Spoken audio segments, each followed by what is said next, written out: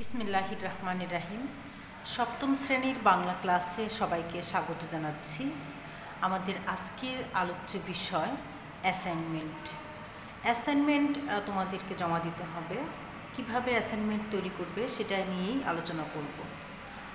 তোমরা অ্যাসাইনমেন্টটা লেখার পূর্বেই যখন জমা দিবা তখন ফ্রন্ট পেজটা কি হবে সেটা আমি একটু বলে দিচ্ছি। ফ্রন্ট পেজে তোমরা বিদ্যালয়ের নাম, তোমাদের নাম বা শিক্ষার্থীর নাম, শ্রেণী, আইডি নম্বর, রোল, শাখা, তোমার ইনফরমেশনগুলো দিবে। এরপরে তোমার মূল অ্যাসাইনমেন্টের বিষয় হচ্ছে বাংলা, এবং সেই বাংলা বিষয়ে অ্যাসাইনমেন্ট তৈরি করলে সেটার বিষয়বস্তুটা হচ্ছে কাবুলিওয়ালা রবীন্দ্রনাথ ঠাকুর, এটা লিখবে। ঠিক আছে? তাহলে প্রথম পার্টটা গেল তোমার ইনফরমেশন, দ্বিতীয় পার্টটা হচ্ছে তোমার অ্যাসাইনমেন্টের বিষয়। যেহেতু বাংলা বিষয় সেহেতু মাঝখানে বিষয়টা লিখে অ্যাসাইনমেন্টের বিষয়বস্তুটা তোমরা লিখবে কাবুলিওয়ালা রবীন্দ্রনাথ ঠাকুর। এরপরে জমাদানের তারিখ, যেদিন তুমি অ্যাসাইনমেন্টটা জমা দিবে সেই তারিখটা লিখবে। অবশ্য তুমি তোমার ইনফরমেশনের পরে এখানে একটু গ্যাপ রেখে নিচে লিখতে পারো। একটা পেজকে দুইটা অংশে ভাগ করে প্রথম অংশ তোমার ইনফরমেশন, দ্বিতীয় অংশ হচ্ছে অ্যাসাইনমেন্টের বিষয়বস্তু লিখবে। এভাবে ফ্রন্ট পেজ তৈরি করবে। এবার আসি মূল আলোচনা। তুমি অ্যাসাইনমেন্টটা কিভাবে লেখা শুরু করবে। ফ্রন্ট পেজের পরে সেকেন্ড পেজে তুমি লিখবা যে তোমার অ্যাসাইনমেন্টের বিষয়টা কি। তোমাদের অ্যাসাইনমেন্টের বিষয় ছিল একটি অনুচ্ছেদ, সেটা ভাষারীতির কোন রীতিতে রচিত এবং কেন, সেটা যুক্তি সহকারে তুলে ধরা। এখানে তোমাদের দ্বিতীয় পেজে এই উদ্ধৃতিটি তুলবে, অর্থাৎ অনুচ্ছেদটি আগে লিখবে। এরপরে অনুচ্ছেদটি যে সাধু রীতিতে রচিত তার যথাযথ যুক্তি উপস্থাপন করে তোমাকে প্রমাণ করতে হবে যে না, এই অনুচ্ছেদটি সাধু রীতিতে রচিত। তাহলে প্রথমে তোমরা কি করবে, লিখবে। এখানে লিখবে কি, মূল অনুচ্ছেদটা, সংবাদ পাইলাম কাবুলিওয়ালার সহিত মিনির এই যে দ্বিতীয় সাক্ষাৎ তাহা নহে। ইতোমধ্যে সে প্রায় প্রত্যহ আসিয়া পেস্তাবাদাম ঘুষ দিয়া মিনির ক্ষুদ্র হৃদয়টুকু অনেকটা অধিকার করিয়া লইয়াছে। এটা তুললে। এরপরে তোমার প্রশ্নটা হচ্ছে, এটা হচ্ছে সাধুরীতিতে রচিত, কেন সাধুরীতি তুমি বলবা সেটা যুক্তি সহকারে তুলে ধরা। এই ক্ষেত্রে তোমাকে প্রথমে সাধুরীতির কয়েকটি বৈশিষ্ট্য উল্লেখ করতে হবে।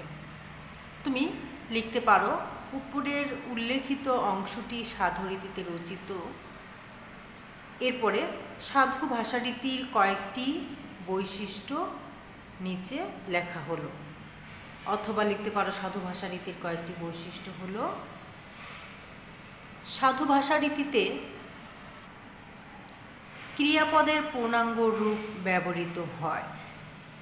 আমরা যে প্রমাণ করব অনুচ্ছেদটি সাধু ভাষারীতিতে রচিত, এই জন্যে সাধু ভাষারীতির কয়েকটি বৈশিষ্ট্য আমাদেরকে উল্লেখ করতে হবে। এখানে প্রথমেই আমি বলেছি সাধু ভাষারীতিতে ক্রিয়াপদের পূর্ণাঙ্গ রূপ ব্যবহৃত হয়, যেমন করিয়া, আসিয়া ইত্যাদি। 2, সাধু ভাষারীতিতে সর্বনাম পদের পূর্ণাঙ্গ রূপ ব্যবহৃত হয়। সাধু ভাষারীতিতে সর্বনাম পদের পূর্ণাঙ্গ রূপ ব্যবহৃত হয়, যেমন তাহাদের, তাহার। এই সর্বনাম পদের পূর্ণাঙ্গ রূপ আমরা পাই সাধু ভাষারীতিতে। আবার 3 নম্বর, সাধু ভাষারীতিতে অনুসর্গের পূর্ণরূপ ব্যবহৃত হয়। অনুসর্গগুলো যখন ব্যবহৃত হয় তখন সাধু ভাষারীতিতে পূর্ণরূপে ব্যবহৃত হয়, যেমন দিয়া, হইতে। 4, সাধু ভাষারীতিতে তৎসম শব্দের ব্যবহার বেশি। সাধু ভাষারীতিতে তৎসম শব্দের ব্যবহার বেশি লক্ষ্য করা যায়, যেমন সংবাদ, সাক্ষাৎ, ক্ষুদ্র ইত্যাদি। তাহলে আমরা প্রথমে দেখলাম সাধু ভাষারীতির কী কী বৈশিষ্ট্য রয়েছে। এবার আমরা দেখব এই বৈশিষ্ট্যগুলো ওই অনুচ্ছেদে আছে কি না। অবশ্যই আমরা দেখি সাধু ভাষারীতির বৈশিষ্ট্য অনুযায়ী প্রদত্ত অনুচ্ছেদে ক্রিয়াপদের পূর্ণরূপ ব্যবহৃত হয়েছে। একটি একটি করে প্রমাণ যদি আমরা দেখি যে চারটা বৈশিষ্ট্য একটি একটি করে দেখাবো যে চারটা বৈশিষ্ট্য আছে কি না।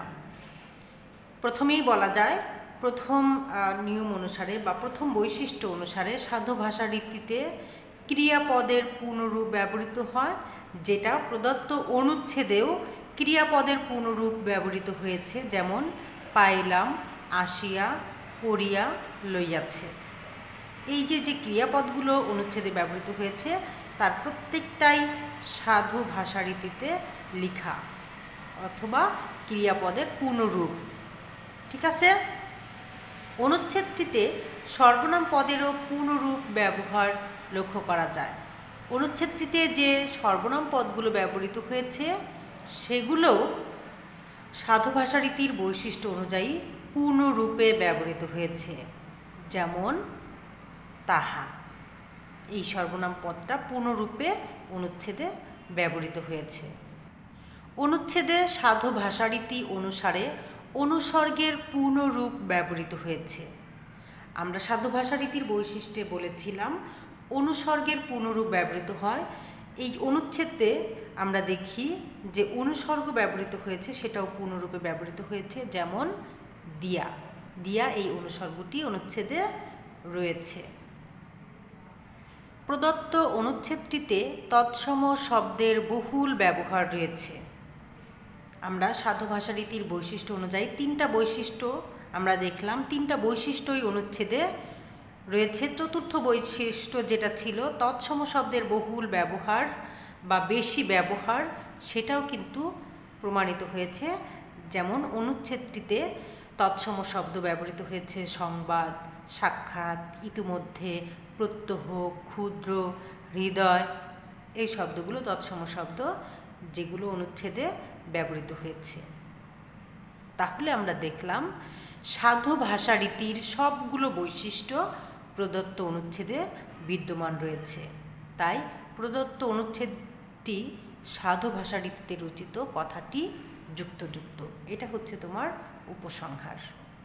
তাহলে এখানে যে যৌক্তিকতা তুলে ধরতে বলেছে যে অনুচ্ছেদটি সাধু ভাষারীতিতে রচিত, এর সপক্ষে তোমার যুক্তি কী?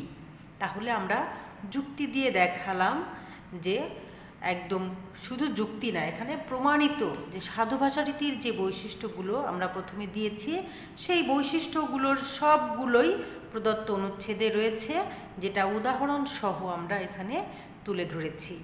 সবশেষে এটাই প্রমাণিত হয়েছে যে এই অনুচ্ছেদটি সাধু ভাষারীতিতে রচিত, কথাটিও যুক্তযুক্ত। এভাবে তোমরা লিখবে অ্যাসাইনমেন্টটি। ঠিক আছে, এভাবে অ্যাসাইনমেন্ট লিখে জমা দিবে। আশা করি আমাদের আজকের ক্লাস অ্যাসাইনমেন্ট নিয়ে যে আলোচনা হলো সেটা তোমরা বুঝতে পেরেছ। সবাই অ্যাসাইনমেন্ট ভালো করে লিখে জমা দিবে। তবে এখানে আরেকটি কথা বলি, আমি যেভাবে বললাম আমি তোমাদেরকে বুঝিয়ে দেওয়ার চেষ্টা করলাম, তোমরা তোমাদের নিজেদের মতো করে উপস্থাপন করবে, নিজেদের মতো করে লিখতে পারো।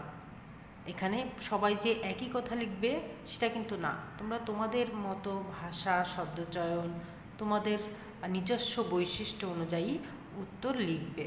এখানে যার যার ক্রিয়েটিভিটি, যার যার মৌলিকত্ব সেটা প্রকাশ পাবে। আমরা এটাই চাচ্ছি, আমরা মূল বিষয়গুলো ধরিয়ে দিচ্ছি যে আসলে এই অ্যাসাইনমেন্টটা তোমরা কিভাবে লিখবে। তোমরা ভাষা, শব্দচয়ন নিজেদের মতো করে লিখবে। তাহলে এইভাবে অনুচ্ছেদটির লেখা শেষ করবে। ধন্যবাদ সবাইকে।